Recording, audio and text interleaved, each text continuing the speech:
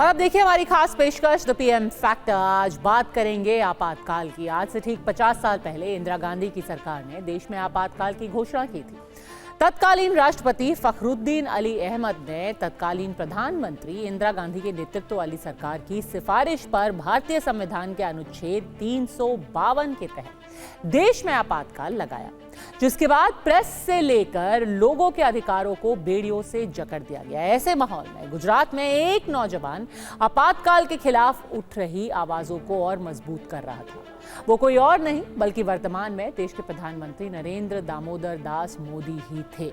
साल 1975 में गुजरात में संघ प्रचारक के रूप में काम कर रहे नरेंद्र मोदी ने आपातकाल जैसे अन्याय के खिलाफ आवाज बुलंद की। एक क्रांतिकारी की तरह गुजरात के साथ साथ देश के कोने कोने में आंदोलन को जीवंत रखा। आखिर कैसे एक 24 साल के युवक ने इंदिरा सरकार की चूल्हे हिला दी और नरेंद्र मोदी के वो 18 महीने कैसे गुजरे, उन्होंने क्या क्या सहा, क्या क्या किया, इसे बहुत कम लोग जानते हैं। जो किताबों में लिखा है, जो नरेंद्र मोदी ने बताया है, जितनी बातें जग जाहिर हैं, वो आपातकाल में नरेंद्र मोदी की जिंदगी की एक झलक भर है।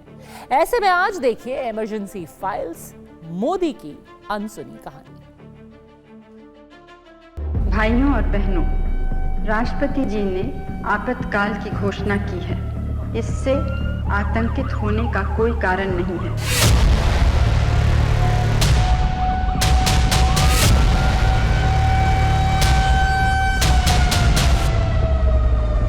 25 जून की वो रात देश की आत्मा को कुचल दिया गया था। देश के मीडिया को दबोच दिया गया था।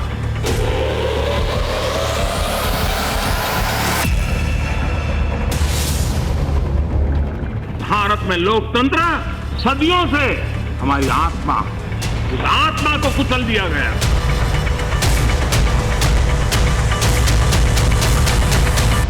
देश के महापुरुषों को जेल के सलाखों के पीछे बंद कर दिया गया।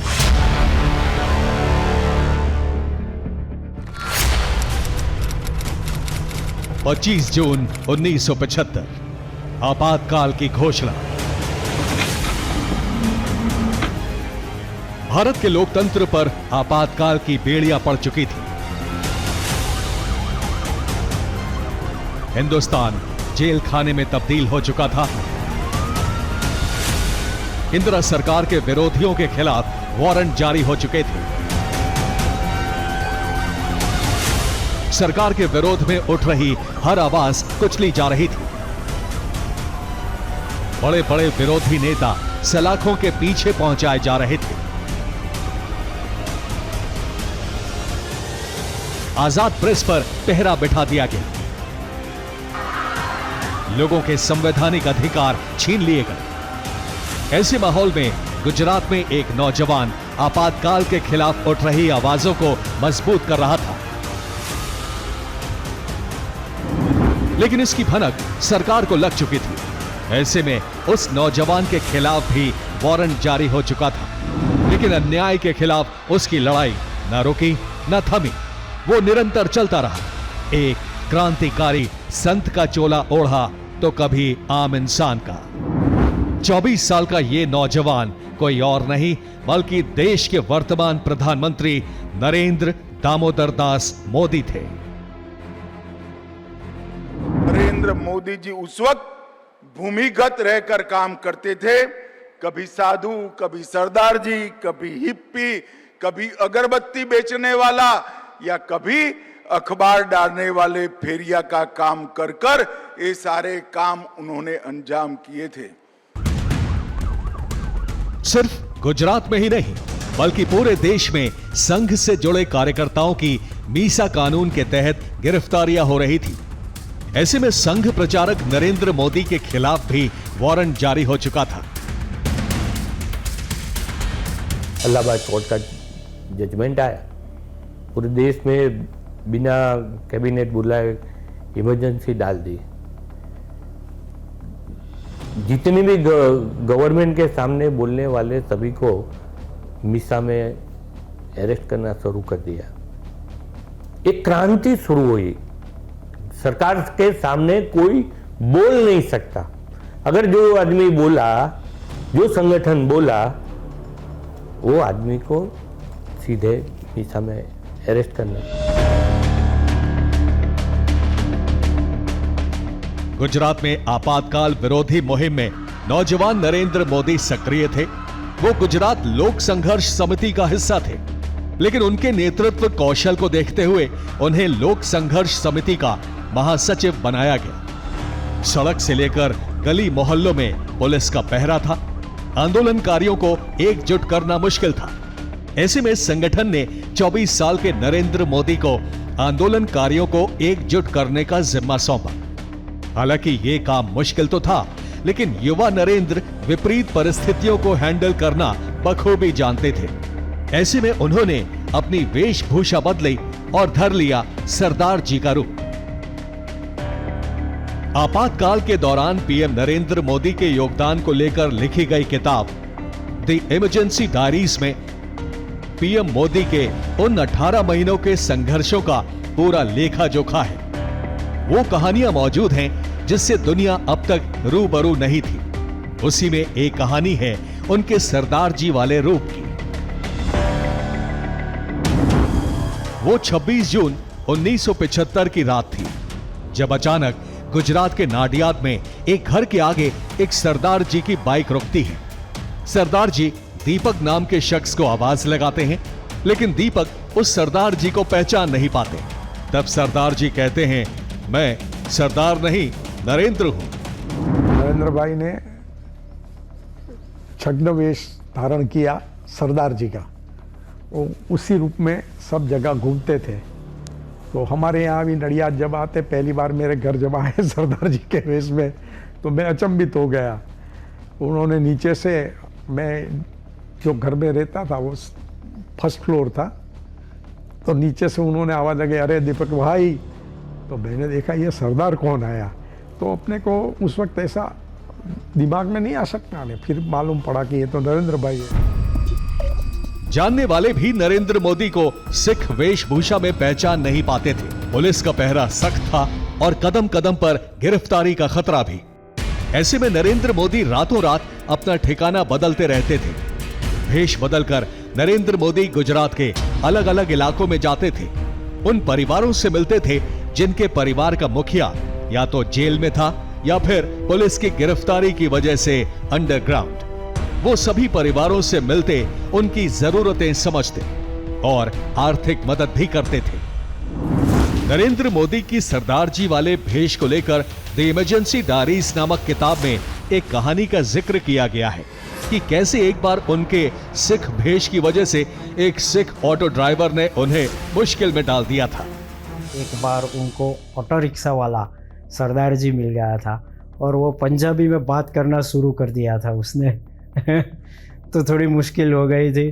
बाद में उन्होंने कह दिया कि भाई मैं बचपन से गुजरात में रहता हूँ, तो मेरी पंजाबी इतनी अच्छी नहीं है। ये कह के बात को निपटा लिया था।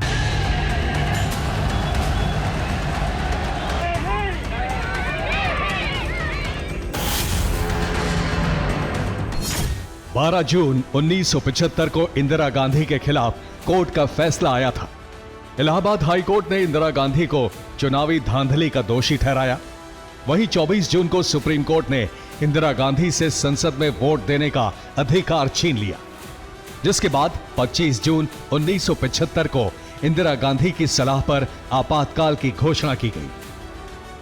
12 जून को इंदिरा के खिलाफ फैसला आया तो उसी दिन गुजरात में सत्तारूढ़ कांग्रेस विधानसभा चुनावों में हार गई। गुजरात चुनावों में इंदिरा गांधी ने तब खुद को गुजरात की बहू बताकर वोट मांगे थे।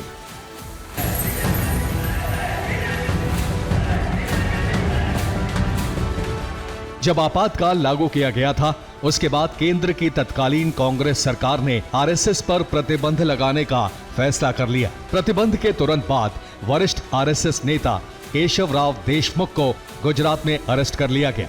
इसके बाद ही नरेंद्र मोदी ने आपातकाल के खिलाफ मोर्चा संभाला।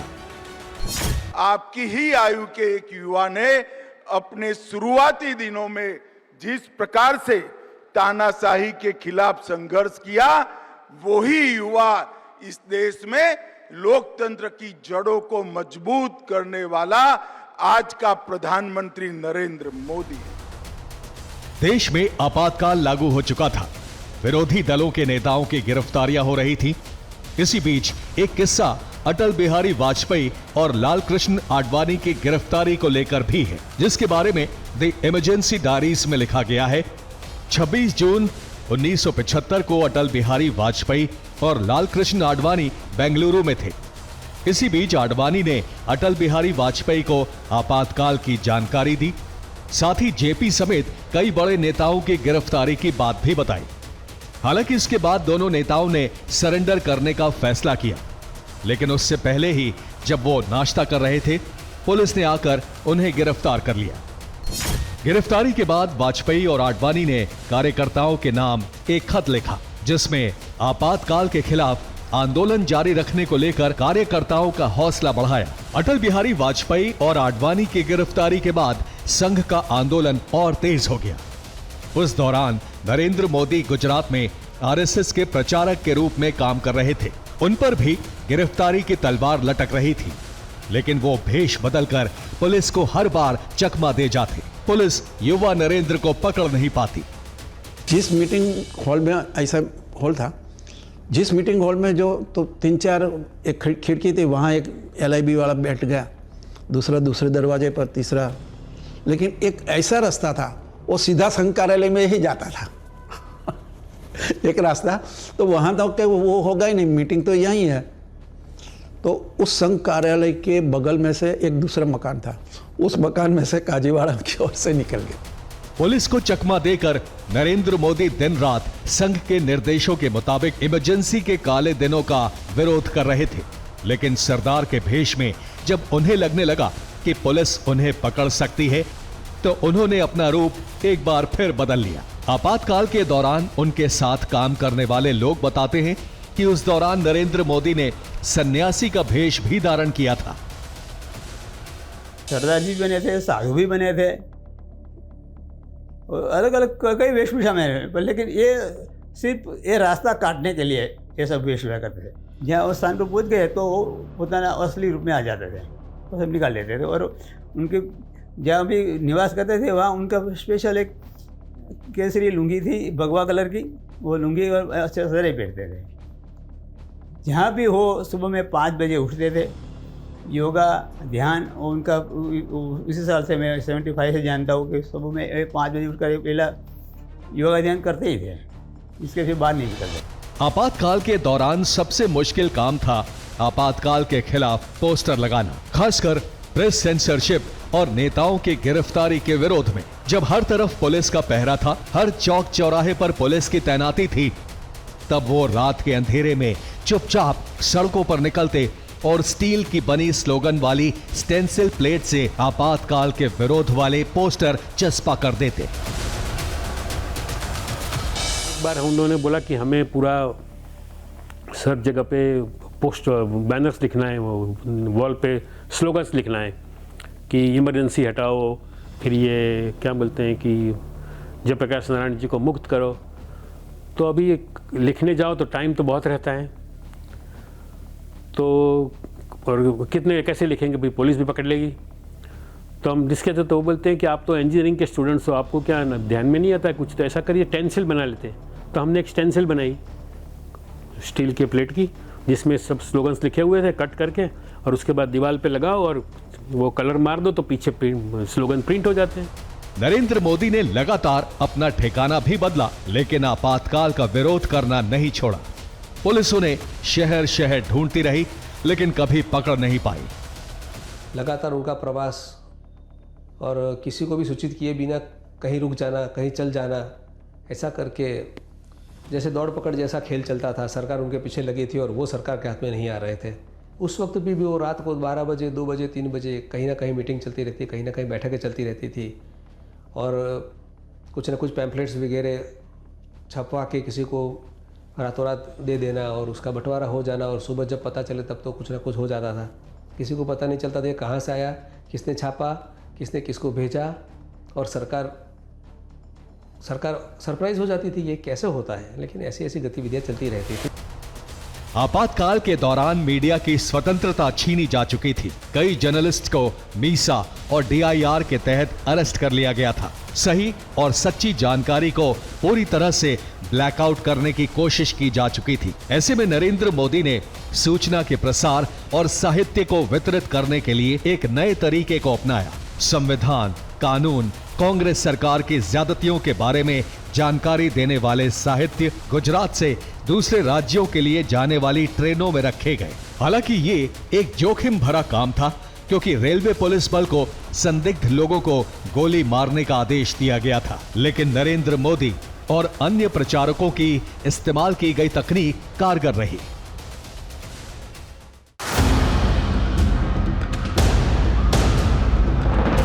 आपातकाल की चिंगारी गुजरात से शुरू हुई थी। 1974 में गुजरात में मेस बिल के खिलाफ छात्रों के आंदोलन ने देशव्यापी शक्ल ले ली। दूसरे छात्र संगठनों के साथ संघ से जुड़ा अखिल भारतीय विद्यार्थी परिषद भी सक्रिय हो गया। छात्रों के आंदोलन से जयप्रकाश नारायण जुड़े और इस विरोध की छतरी के नीचे तमाम कांग्रेस विरोधी पार्टियां आ गईं। RSS भी इस आंदोलन के साथ जुड़ गया, जिसके बाद इंदिरा गांधी ने 25 जून 1975 को आपातकाल की घोषणा कर दी। इमरजेंसी के दौरान पुलिस जिसे चाहती गिरफ्तार कर लेती। ऐसे में नरेंद्र मोदी ने अंडरग्राउंड रहते हुए लोगों की मदद के साथ साथ आंदोलन को लगातार धार दी। 26 जून को आपातकालीन स्थिति आई 1975 में। उन्होंने सोचा कि भाई पकड़े जाएंगे, वो तो पकड़े जाएंगे, सबकी स्थिति तो होती नहीं। और उस जमाने में तो हमारी पार्टी की स्थिति ऐसी थी कि 1000 में से एक दो परिवार ऐसे थे जो संपन्न परिवार होते थे, बाकी सब परिवार तो संपन्न नहीं होते थे। तो उनके परिवार के जो मुखिया है या लड़के हैं, वो अगर जेल में गए हैं तो उनके परिवारों की चिंता करना, वो चिंता का भी करने का काम भी नरेंद्र भाई करते थे। उस समय गुजरात ही नहीं बल्कि देश के दूसरे राज्यों के स्वयं सेवकों के लिए भी नरेंद्र मोदी एक्टिव रहे। खाने पीने से लेकर पैसों के इंतजाम तक नरेंद्र मोदी ने सबका पूरा ख्याल रखा। आपातकाल के दौरान अपने 18 महीनों के संघर्ष की कहानी को पीएम मोदी ने संघर्ष मां गुजरात नामक किताब में भी लिखा है। इस किताब को पीएम मोदी ने आपातकाल के दौरान मात्र 23 दिनों में लिखा था। जिस वक्त वो ये किताब लिख रहे थे, उन्होंने अन्न का त्याग कर दिया था। उन्होंने एक पुस्तक लिखा संघर्ष में गुजरात करके। बहुत कम लोगों को मालूम होगा कि वो पुस्तक लिखने के लिए उन्होंने 1 महीने तक सिर्फ भाजी खाई थी, बाकी कुछ नहीं खाया। हमारे एक बड़े कार्यकर्ता के घर रहे और वहीं उन्होंने पुस्तक लिखा। छोटे छोटे कार्यकर्ता ने भी क्या किया है, तो वो उस पुस्तक में उन्होंने लिखा कुछ छूट ना जाए और कुछ गलत ना लिखे। आपातकाल के 50 साल पूरे हो गए हैं। देश इमरजेंसी को डेमोक्रेसी के चेहरे पर कालिख के तौर पर ही देखता है। आज की सच्चाई यह है कि भारत दुनिया को स्वस्थ लोकतंत्र का उदाहरण पेश कर रहा है। हिंदुस्तान दुनिया की तीसरी सबसे मजबूत अर्थव्यवस्था बनने की ओर तेजी से कदम बढ़ा रहा है, जो ये बताने के लिए काफी है कि देश उस काले अध्याय से कोसों दूर निकल चुका है। Bureau report, TV9, Bharatvarsh.